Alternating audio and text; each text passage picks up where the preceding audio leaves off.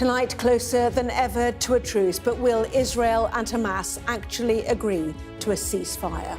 It's a deal in three parts with no guarantee of an end to the fighting and destruction, but it offers some hope. 33 hostages and hundreds of Palestinian prisoners could be freed just days before Donald Trump becomes president.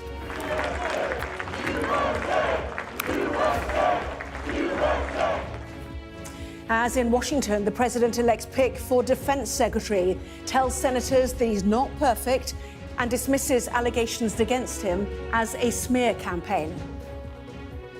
And coming up from Los Angeles, another tale of survival and loss.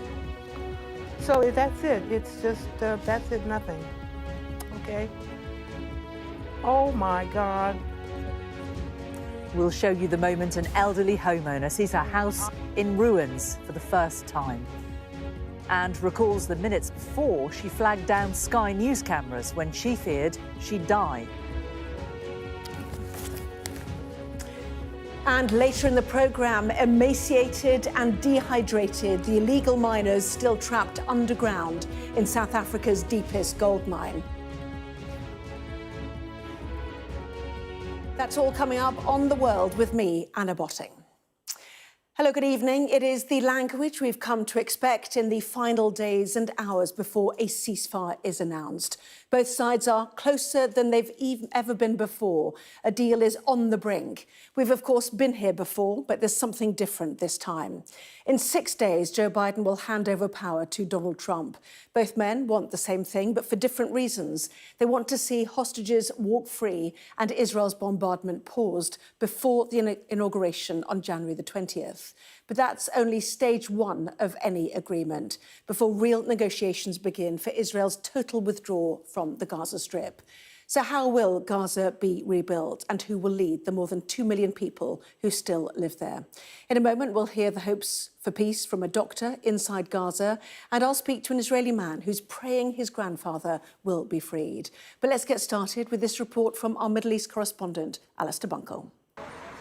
After so many months and so many failed attempts, a ceasefire in Gaza and a deal to free the hostages could now be only hours away.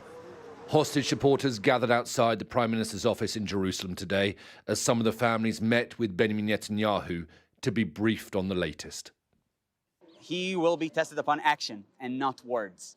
And the only remaining question is whether all the hostages come back or not. If even one of them stays behind, that's a total failure. The deal is in three parts, but only the first phase of 42 days has been agreed. There is no guarantee Israel won't return to the fighting. Under the proposed deal, 33 hostages, women, children, the elderly and the unwell, will be released in the first phase. And an Israeli government official has told us that they believe, they don't know for sure, but they believe that most of them are still alive.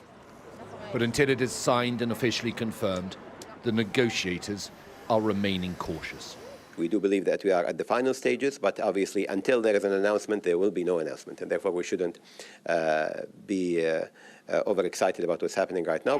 Secretary of Genocide, you have the blood of hundreds of thousands of innocent... In Washington, the final speech by the outgoing US Secretary of State was interrupted by angry protesters accusing the American government of war crimes for supporting Israel. We have spent... Thank you. I respect your views. Please allow me to share mine. Thank you. Appeal to your humanity. In Gaza, a ceasefire cannot come soon enough. Dozens of Palestinians were killed in Israeli strikes just in the past 24 hours. 6 children were reportedly among the dead. 9 Israeli soldiers have also been killed in fighting in Gaza over the past few days. We are very encouraged and hopeful of ending this war and this negotiation and trying to find a solution for ending this war, inshallah. After this aggression stop, I will return my home and see all friends, all my family, see who is alive and who is died. On Monday night, the Houthis in Yemen fired more ballistic missiles at Israel in support of Gaza. The debris of one hit a house near Jerusalem. Tonight, the Middle East is holding its breath and waiting. Alistair Bunkle, Sky News in Jerusalem. Well, the US Secretary of State acknowledged today that while Israel had made strategic gains, it had come at a considerable cost. In one of his last speeches in the role, Antony Blinken laid out an interim plan for political leadership and reconstruction of the Gaza Strip. Whether that plan is enacted will be determined by what happens in the days after any deal is announced. Our defence and security analyst Michael Clark can explain why. The short-term parts of this ceasefire are relatively simple to nail down. The key numbers. The length of the ceasefire, 42 days. How many Israeli hostages in Gaza will be released? Now, it's understood to be maybe 33 out of the 60 hostages thought still to be alive, released in some phased way. And just how many prisoners in Israeli jails will be exchanged? Now, that could be in the several hundred. And there's also the matter of the phased withdrawal of Israeli forces from some or maybe eventually all of the Gaza Strip. Now, it's understood Israeli forces would maintain a presence along the Philadelphia corridor, and that's vital to Israel to prevent Hamas smuggling arms and material back into Gaza. And the inclusion of this demand in previous ceasefire schemes was one of the major reasons why they always fell apart. And a final figure that matters is 500. That's the number of aid trucks that need to go into Gaza every day to feed and supply a population of 2.3 million people trapped inside the territory. And then there's the more long-term goal, certain to be part of this deal. There needs to be a major reconstruction of Gaza, homes, businesses, services, and political leadership. And this is where the 42 days deal will come under the most pressure. In that time, will it be possible to make some meaningful progress on the reconstruction of Gaza? Now, the Gulf states are normally in the lead on this, but they won't commit to anything without a political future for Gaza and for the Palestinian people. And that means some agreement on the sides of Israel and its need for a security in a hostile neighbourhood. And that's where we enter the political Death Star, where every issue chases every other issue in circles while the gravity of it all goes on increasing. At the end of 42 days, there will be no getting away from the fundamental questions that have dogged Middle East peace processes for generations. But the geopolitical shape of the Middle East is changing in front of our eyes. There is the prospect of a big reset all round if the major players can grasp it. One of the major players will enter the White House in less than a week. President-elect Trump is fond of big resets and springing geopolitical surprises. Maybe he will be galvanized by the silver linings that this violent year in the Middle East has thrown up. Maybe. So, as Michael suggested, Donald Trump will have a role to play in what happens in Gaza in the coming months. Earlier, I spoke to Dr. Mahmoud, a paediatrician who's worked in many hospitals during the war and works with the charity Children Not Numbers. I began by asking him how much hope he has that a ceasefire is close. Well, the prospects of ceasefire are deeply significant, and personally, I'm very optimistic and hopeful.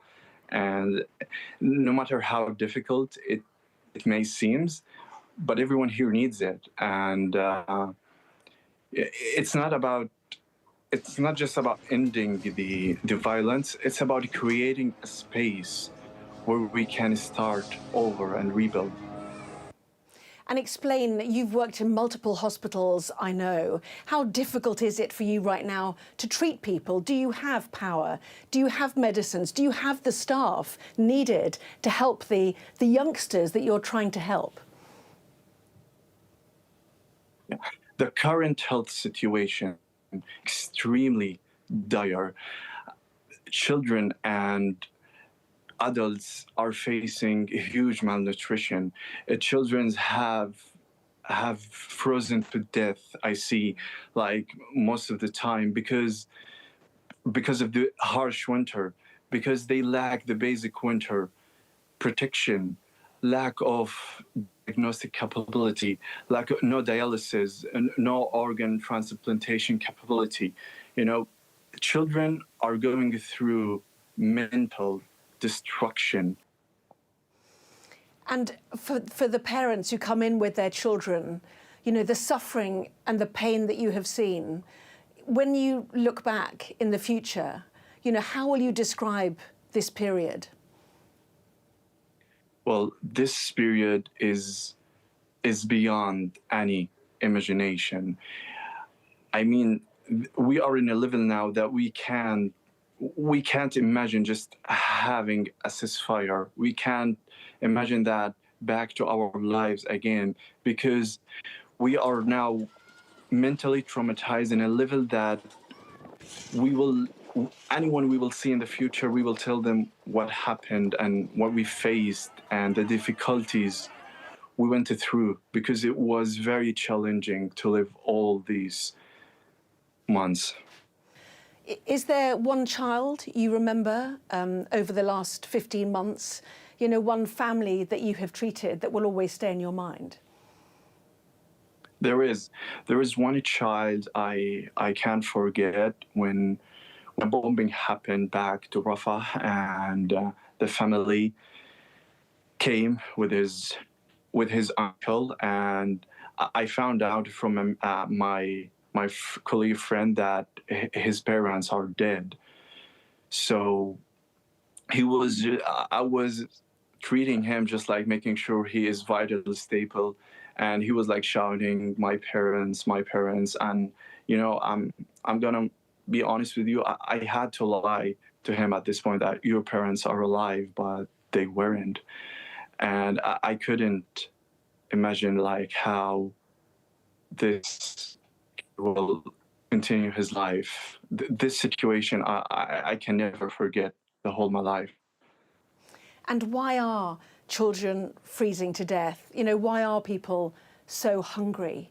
What is the situation that makes those, you know, appalling realities for people a day-to-day living existence for you?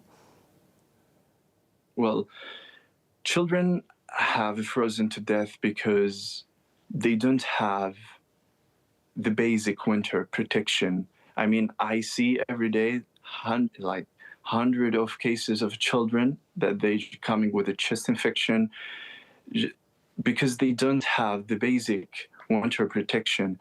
And for the food situation, it's because of the closure of the borders for too long. So this will lead to a huge defect on the aid and the food on the ground. Dr. Mahmoud speaking to me there from Gaza. We're listening to, that was Daniel Lifshitz, whose 84-year-old grandfather, Oded, was taken hostage in Gaza and remains there. And Dan, you've had this terrifying wait. I know for all the hostage families, your lives are in stasis, on hold. How hopeful are you now that that waiting might be over? So firstly, I would like to say that it is a really sad and unfortunate situation about everything that is happening with the children and the humanitarian situation in Gaza. And as he said, they will never forget, they must never forget what is when a terror organization is taking control over a place, over 2 million people, and causing what happened on October 7, and causing such a huge destruction and what is going on, and not letting free women and elderly for 466 days. We have to fight terror with everything. My grandfather said that Hamas is the most dangerous thing about the Middle East. And for many years, the Israeli government and the world and the Americans still decided to pass money through the Qataris and to fund Hamas. And I think that it gave it was giving legitimization for another, as Iran and other countries, to also fund Hamas, because already Israel and the Americans did it. So that mistake can never happen again.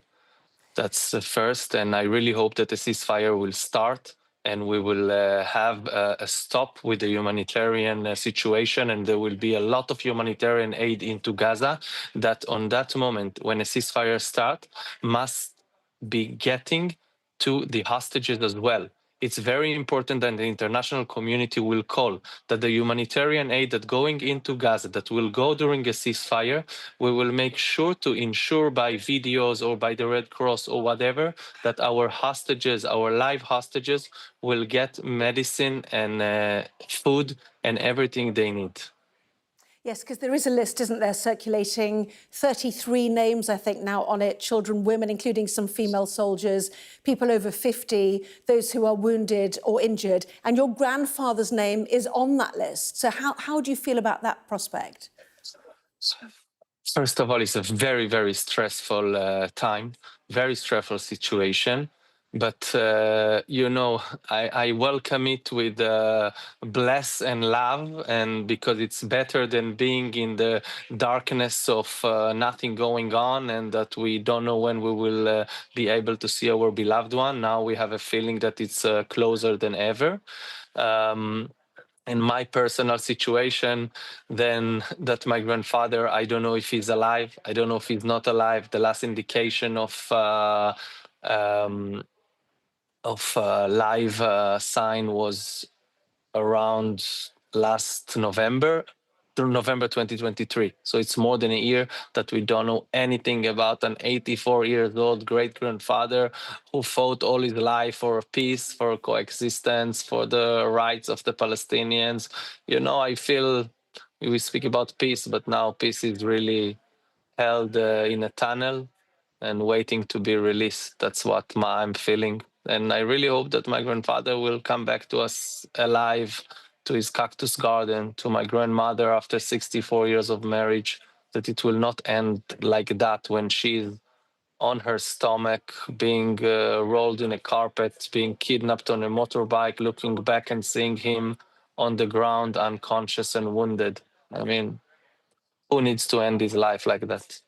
Well, you mentioned your grandmother. She was also taken, wasn't she, from kibbutz near Oz, but released after 2.5 weeks. What was that moment like? And how is she now, as you said, waiting for so long to hear news of her husband? The moment was an extreme joy that you bring me back there. I feel it in my body, how I felt when suddenly I saw her in the Red Cross Jeep, understanding that she's going to be with us soon. Soon after, I saw her and I see her now. She's looking so skinny. It's unbelievable that this woman, my grandmother, lost almost 10 kilo in 17 days with horrible diarrhea. And then it was mixed feeling, understanding that she thought that my grandfather was murdered. And then for about 30 days, we thought that he's not with us, that he's murdered. We were happy to get her back, but we don't know anything about him. Then, and 2 hostages that came back in the first hostage agreement told us that he was there with them and he was alive. And one of them said that she'd been with him for about 20 to 30 days until he felt bad. They took him and she had to move because she was handicapped, and he was helping her to change diapers and to eat and so many other things. So they moved her to another place with hostages. And then we don't know anything about my grandfather, because even if they brought him back to that apartment, nobody can give us indications about it. So it's so difficult, the not knowing, isn't it? And the point of a ceasefire, it gives shape to your hope, doesn't it? And certainly we wish you the very best of luck with his safe return. Daniel, thank you very much indeed. Certainly hard to read exactly what is happening in those meeting rooms in Qatar. A statement this evening from Hamas to the Reuters news agency suggesting it had not yet delivered its response to mediators because Israel has not submitted maps of its forces' withdrawal from Gaza. So we watch and we wait. Let's get the latest from our Middle East correspondent, Alistair Bunkle, who's in Jerusalem. 466 days of waiting, of those horrors of war on both sides, Alistair. A ceasefire really, as you suggested, step one of multiple stages to this, and in the end, this almost overwhelming rebuilding effort which is required, which Antony Blinken began to touch upon today. Yeah, and at the moment, it's the phase one that has been the focus of the negotiations and what we know the most detail about in terms of the number of hostages that are expected to be released, what categories they come from, so women, children, the elderly, for example, and what it will mean for example, the humanitarian situation. We expect hundreds of trucks of aid to be permitted to enter Gaza every single day as part of that phase one of the deal. What is unknown is phase two and phase three. except for the sort of the broad brushstrokes of it. So the fact that, moving into phase 2, there'll be negotiations about other hostages, for example, IDF soldiers and the bodies of dead hostages, and then moving into phase 3, we're then talking about the reconstruction and future governance of Gaza, and that feels a very long way away at the moment. For all the optimism about the potential to agree a deal in the coming hours or coming days, the following phases still have a lot of work to be done, and that is why there's still actually quite a lot of opposition to this deal within Israel itself. I spent some of the afternoon with hostage families, and actually some of them, far from welcoming the potential for this deal, are really angry with the government that they are not negotiating and agreeing on something that would see the definite release of all hostages. And, you go into Gaza and speak to Gazans, and they are worried that after the first phase of a deal, Israel will want to go back to the fighting. Israel has always said it wants to retain the ability to carry on fighting Gaza if it needs to. And so on both sides, there's a feeling, of course, of huge optimism and hope that a deal will be done to bring to an end 15 and a half months of fighting and to see the release of hostages and Palestinian prisoners. But there are a lot of people wondering that if a deal is done, actually, how long will it really last? So much complexity, isn't there, Alistair? I know you're keeping a really close eye on all the latest events for us. Thank you very much indeed for that. Alistair Bunker live in Jerusalem for us. So the incoming president, Donald Trump, has also promised to deal with the war in Ukraine. He previously promised to put an end to it within 24 hours of taking office, though his transition team has since set a timeline of 100 days. Well, speaking earlier today, the Russian Foreign Minister, Sergei Lavrov, said that Moscow is open to talks with Donald Trump and his ideas for peace. Vladimir Putin has said many times that he is ready to meet, but up to now there haven't been such offers. President Trump said that Putin wanted to meet, and I think they should meet, but first he has to enter the office. The very fact that people have started to mention the realities on the ground more often is probably worthy of welcome. Well, back in Washington, controversial figures tipped to be in Donald Trump's cabinet are trying to convince senior politicians that they are right for the job. First in the firing line, Pete Hegseth. He is a former Fox News host who served in the National Guard, who has denied an allegation of sexual assault and has pledged to give up alcohol completely if he's confirmed for the job. Our US correspondent Mark Stone has been listening to his evidence. It is the moment the rubber hits the road for Donald Trump's controversial cabinet nominations. The Senate confirmation gauntlet for Pete Hegseth. 4 hours to prove that he's the right person to be Defense Secretary. And beyond the supportive chants, a hard time. No, did you lead an audit? Yes or no? What are you afraid of? You can't answer this question. Yes or no, did you lead an audit? Shouldn't be served. There's no dispute that he is an unorthodox pick. That is precisely why he is Trump's chosen one. Former Fox News host and major in the National Guard. But is he really qualified to lead a department of 3 million people with a budget of $8 billion? It was his character that dominated. Allegations of a drinking problem. Summer of 2014 in Cleveland, drunk in public with the CVA team. And sexual impropriety. Anonymous smears. His defense, mainly, that it's all a smear. Anonymous smears. All they were out to do, Mr. Chairman, was to destroy me. And why do they want to destroy me? Because I'm a change agent and a threat to them, because Donald Trump was willing to choose me, to empower me, to bring the Defense Department back to what it really should be, which is warfighting. But then also that he is a changed man. I'm not a perfect person, but redemption is real. The meat of the hearing was about his shifting views on gay people and women in combat roles. In November, he said this. In the book, because I'm straight up just saying we should not have women in combat roles. But now this. Senator, I would say I would be honored to have the opportunity to serve alongside you, shoulder to shoulder, men and women, black, white, all backgrounds. That led to the obvious point. That if you can convert so rapidly your long-held and aggressively pursued views in just 32 days, that 32 days after you get confirmed, maybe you'll just reverse those views and go back to the old guy who said, straight up, women do not belong in combat. And what about following presidential orders, whatever they may be? Would you use our military to take over Greenland? Senator, one of the things that President Trump is so good at is never strategically tipping his hand. And so I would never in this public forum give one way or another direct what orders the president would give me in any context. That sounds to me that you would contemplate carrying out such an order to basically invade Greenland.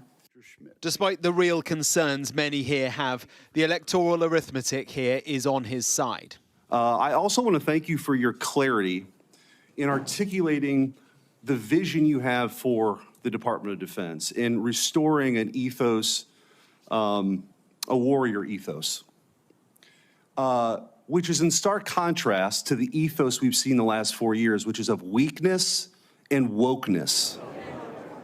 Unless any of what he said here is found to be demonstrably untrue, this proud agent of change looks set to be America's next defense secretary. Mark Stone, Sky News in Washington.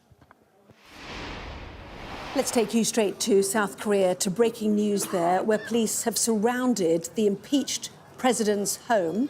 It appears to be a fresh attempt to arrest Yoon Suk-yeol over his short-lived attempt to impose martial law. That happened on December the 3rd, that effort of him to declare martial law. A month later, on January the 3rd, investigators were foiled from serving the first ever arrest warrant issued against a sitting South Korean president after a standoff with hundreds of presidential security agents and military guards. Same thing is happening once again.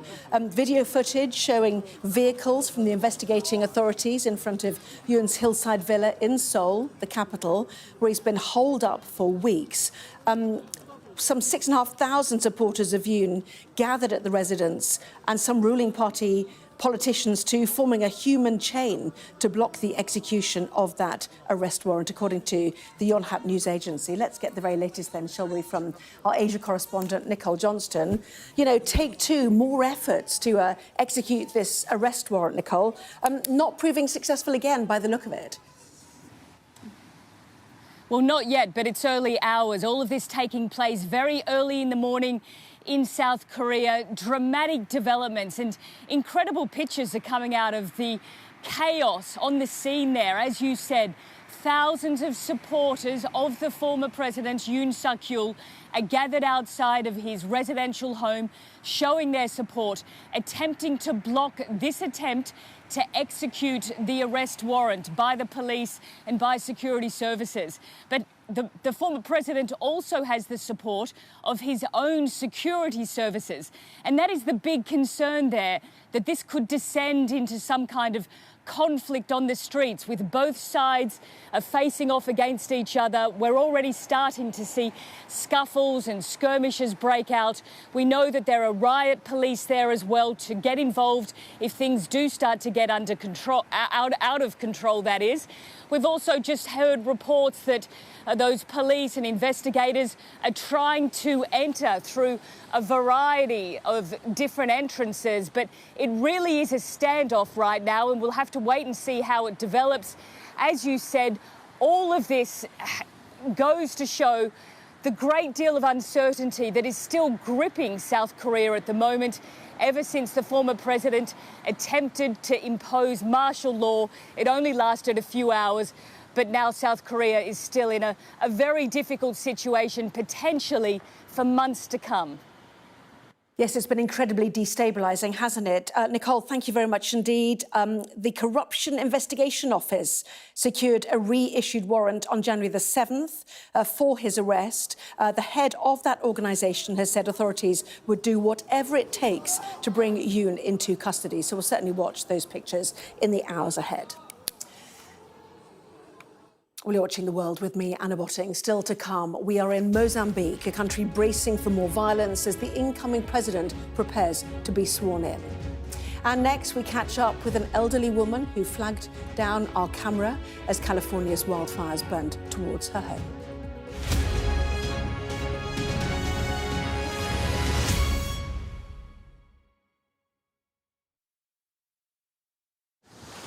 Many people have told me that God spared my life for a reason.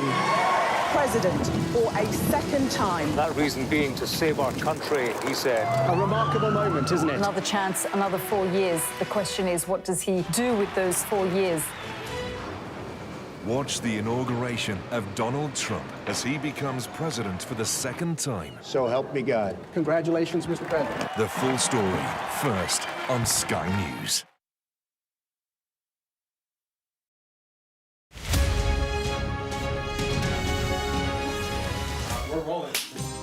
Welcome to the world. Our new podcast, starting now. It's very exciting. Every week, we'll be reporting from the world's trouble spots. We get to hold those in positions of power accountable, and we get to ask the questions that the audience, the listeners, want to know about. And that's why it is so important that people tune in, come along for the road, come along for the journey. It'll be fun.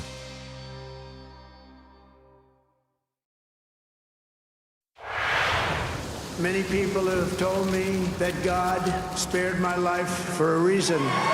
President for a second time. That reason being to save our country, he said. A remarkable moment, isn't it? Another chance, another 4 years. The question is, what does he do with those 4 years? Watch the inauguration of Donald Trump as he becomes president for the second time. So help me God. Congratulations, Mr. President. The full story, first on Sky News. I'm Stuart Ramsey, and I'm Sky's chief correspondent. Free wherever you get your news. I'm Mark Stone, and I'm Sky's correspondent based here in Washington, D.C. Sky News, get the full story first. I'm Katie Spencer, and I'm Sky News' arts and entertainment correspondent. I'm Lisa Dowd, and I'm one of Sky's Midlands correspondents. The reason I do this job is because you never know where it's going to lead. I'm Alex Crawford, and I'm Sky's special correspondent based in Istanbul. We aim to be the best and the most trusted place for news. There's always more to the news than a headline.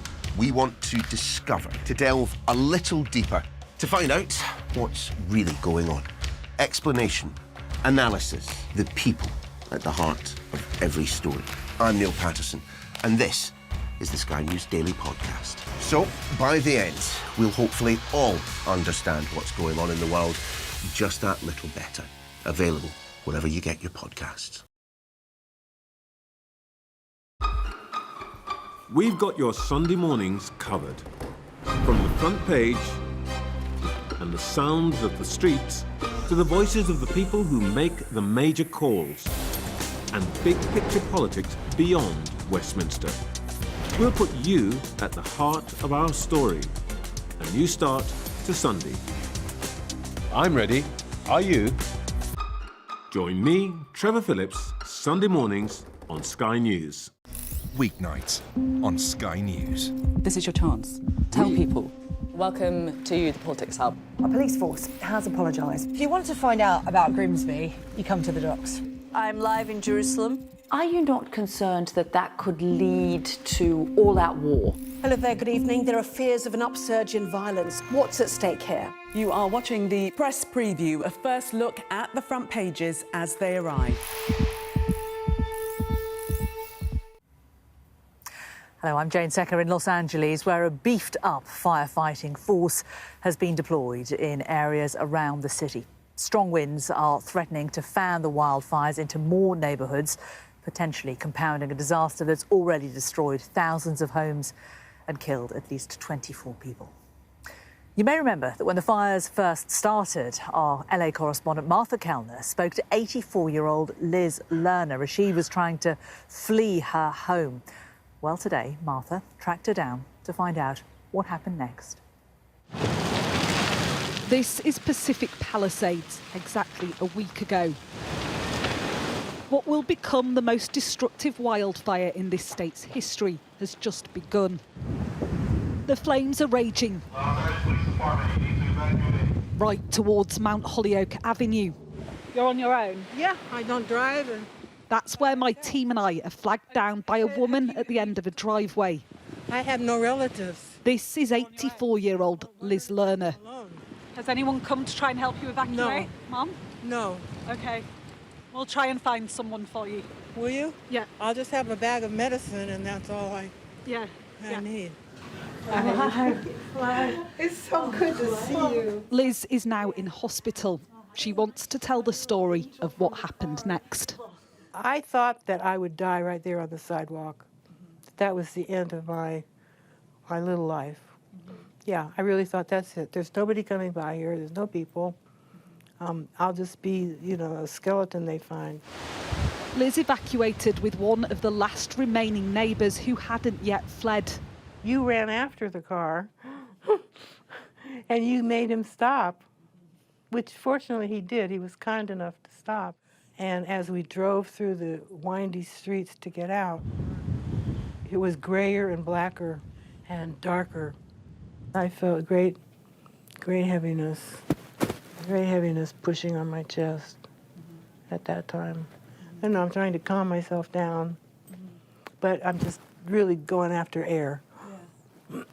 Yeah. Were you having a heart attack? Yeah, I was having a heart attack. I found out at the hospital. Liz is also being treated here for smoke inhalation. The life she knew lies in ruins. This is her street, and this the house which was built by her father in 1949. She knows it's mostly gone. I ask if she wants to see a picture of what remains. I'm ready. Positive? It's reality. I got to deal with it. This is where we found you at the end of the... That is where you found me. Yeah.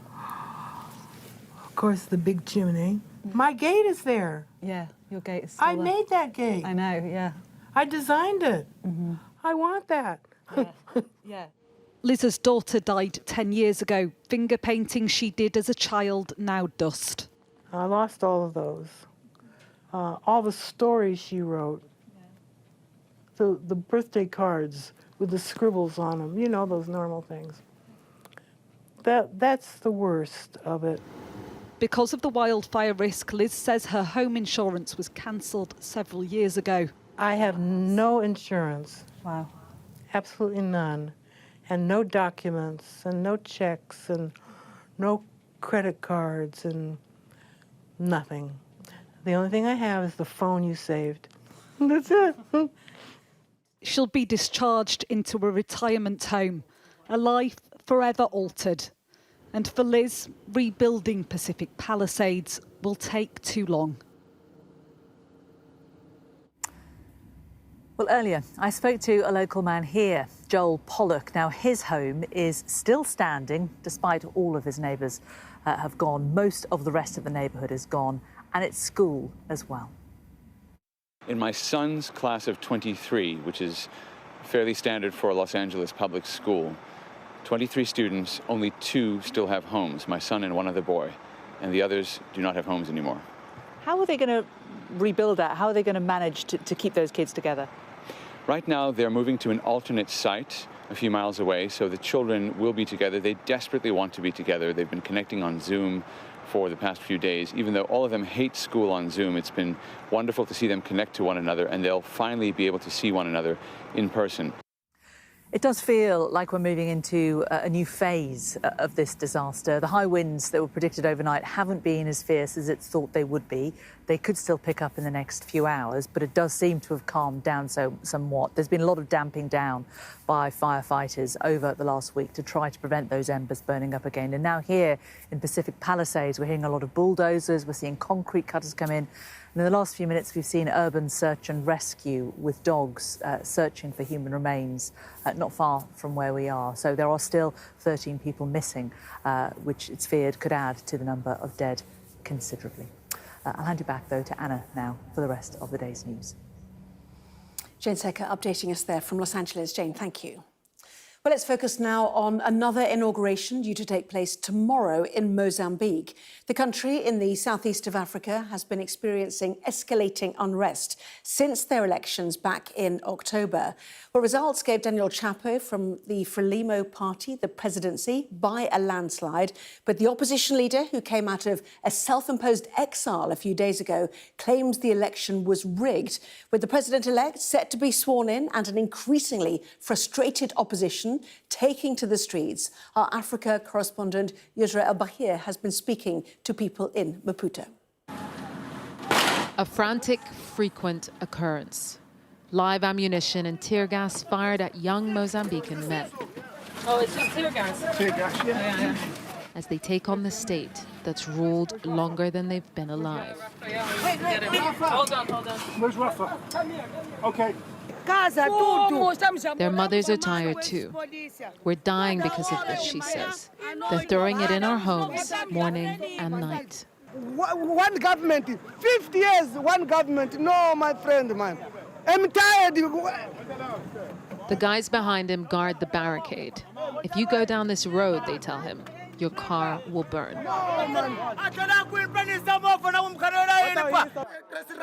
Mozambique has been rocked by over 3 months of post-election protests, and the police crackdown has been deadly. People were shot with live bullets, right here where we're standing. They're not aiming upwards, but right at the people. Who voted for them? Who voted for them to rule us? We didn't vote for Frelimo or Chapo. We voted for Venancio. These people represent thousands across the country who say the election was rigged in favor of the ruling party, Frelimo, and that the true winner is the man taking them on, Venancio Mandlani. In that field, I dominated that field. And if they want something stable in Mozambique, they must find a way to establish a link, a bridge. Until that bridge is built, Mozambique's center remains submerged in violence. With masked police firing into neighborhoods and the glint of machetes and knives a common sight. They broke my leg. The men in this ward say they were collateral damage, shot in the chaos of the crackdown. But still, they say, they want this government out. I want to change. I want to change. This government, they don't make well our people. As they wait for treatment, power clings on in Parliament. MPs are being sworn in to launch a new government, as the seats of 2 opposition parties are empty. There's music, there's clapping, but there's also a sense of isolation. This is happening while the people are rejecting the formation of a new government. The military surrounds the Parliament building as calls mount to protest the ceremony. Not just fueled by Venancio's supporters, but the independent observers and human rights monitors who also dispute the fairness of Mozambique's election. One where this man, Daniel Chapo, was declared winner with 70% of the vote. Is there going to be any accountability around the close to 300 people who've died and killed? Yes, we are worrying now with it. You know that it's not good, but we want to talk with people that it's good to be in peace and development of our country. Mozambique's capital has been torn into 2 worlds, the crescendo of discontent against the trumpet horn of victory. Well, Yusra joins me now from the capital of Mozambique. And Yusra, you clearly see the tensions running high where you are. Concerned then ahead of the inauguration? Absolutely, Anna. The tension has been building for months. And in the last 3 weeks, the death toll recorded by human rights defenders here has doubled.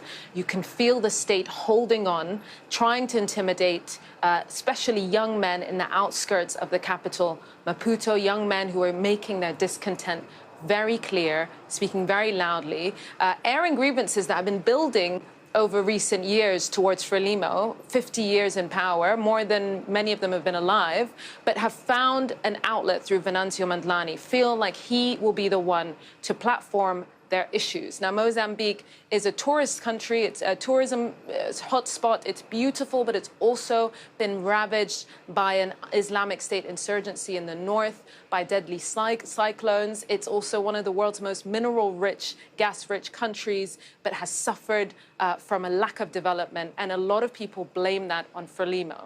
They see the liberation-era generals that freed Mozambique from Portuguese colonial rule as the source of their worries, and as young men come of age, they don't really feel as indebted to these generals, to the people that brought independence to Mozambique. They want change now, and they're willing to die for it. Yusra bringing us the latest there from Maputo. Much appreciated. Thank you. Well, this is The World. Next up, survivors and bodies brought to the surface after a months-long standoff at an abandoned South African mine. We'll find out how many might still be alive.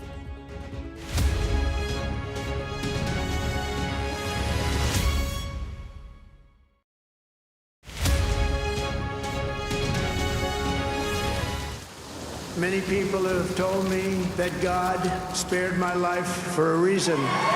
President for a second time. That reason being to save our country, he said. A remarkable moment, isn't it? Another chance, another 4 years. The question is, what does he do with those 4 years? Watch the inauguration of Donald Trump as he becomes president for the second time. So help me God. Congratulations, Mr. President. The full story, first on Sky News. I'm Mark Stone and I'm Sky's correspondent based here in Washington, D.C. We'd been warned that we would meet people in the lowest moment of their lives. Their story is one of fundamental American failure. Well, a slow drive for the president as he approaches his golf club, but I have to say there are more media here than there are supporters. We love Trump! I've witnessed the remarkable passion for politics here, but the anger too.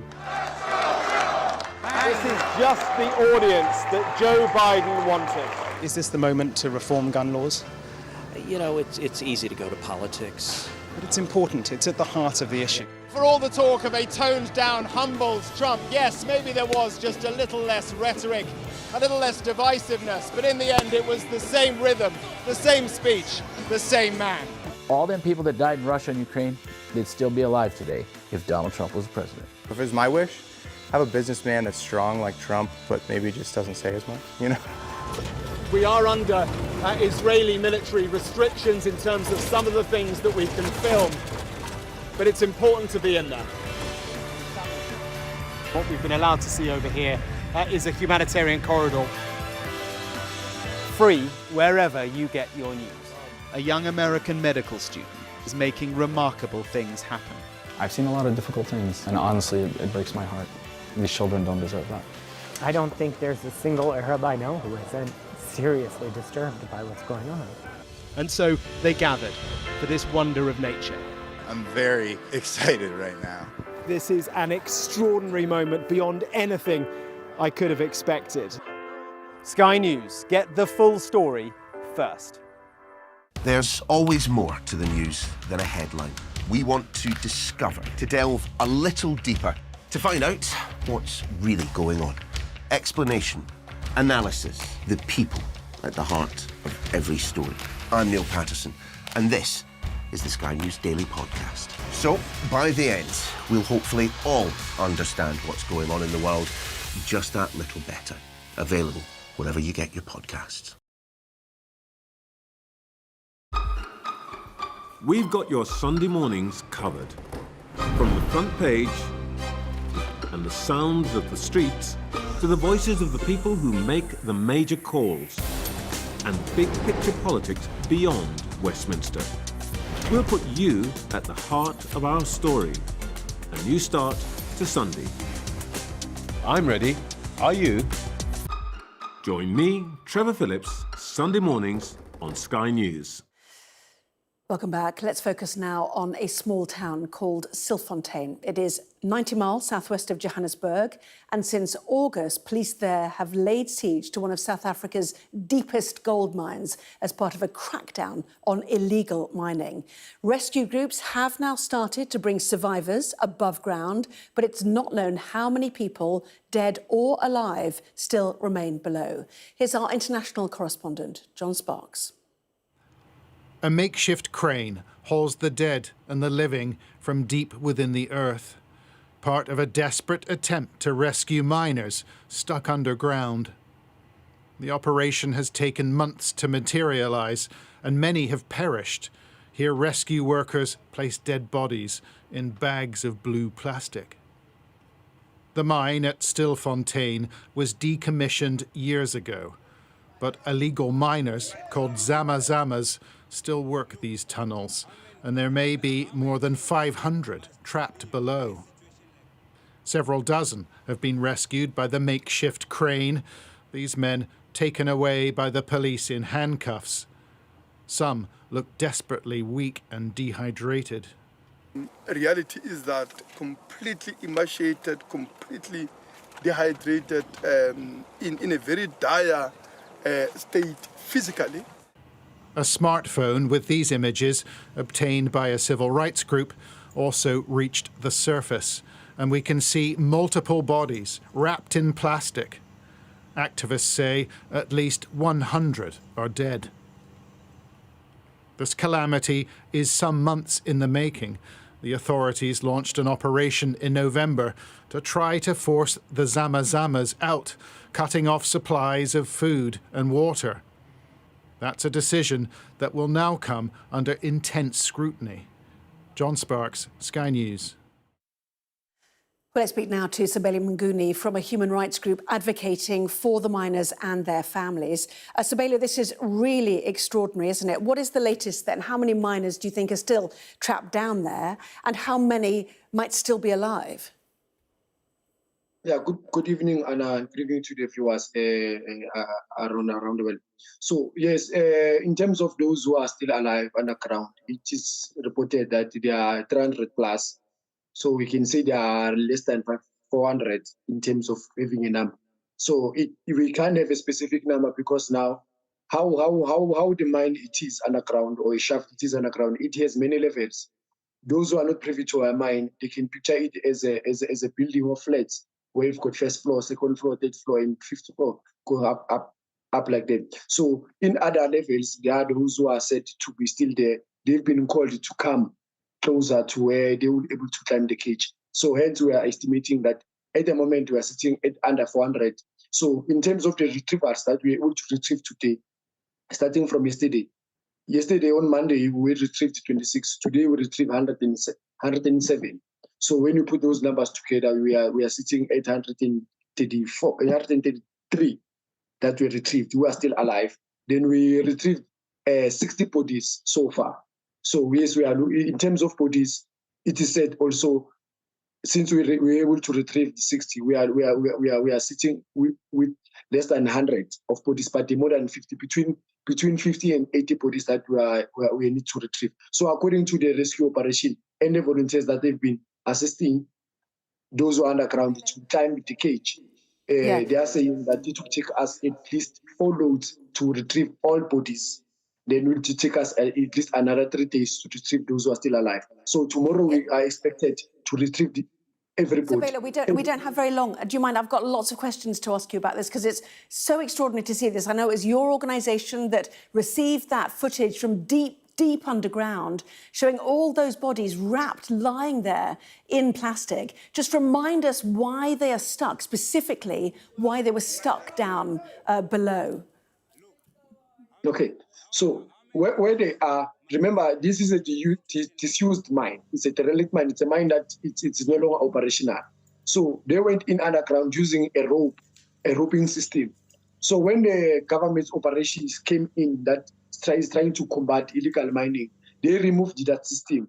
And those who are underground, they are at 1,500 meters deep or 1.5 kilometers deep. So to go underground and to surface they were using the roping system. So they came in and they removed that system. So they were now unable to find themselves going up again or coming to surface. Because how the shaft it is, the cylinder, it is a cylinder concrete that is very smooth, that there are no hinges or any item or any material that one can use to assist themselves to surface. So they needed to be extracted. They needed to be assisted. It's either through a rope or through a cage. They were trapped. So while that system was removed, it impacted in terms of them accessing water, in terms of accessing food, in terms of them resurfacing again. So they spent months underground without water and food up until the community took a stand to say, we need to assist those who are there because they can't surface on their own without being lifted out. The owner of the mine also confirmed that those who are there, they are trapped. They need to be assisted, definitely. They can't do it alone.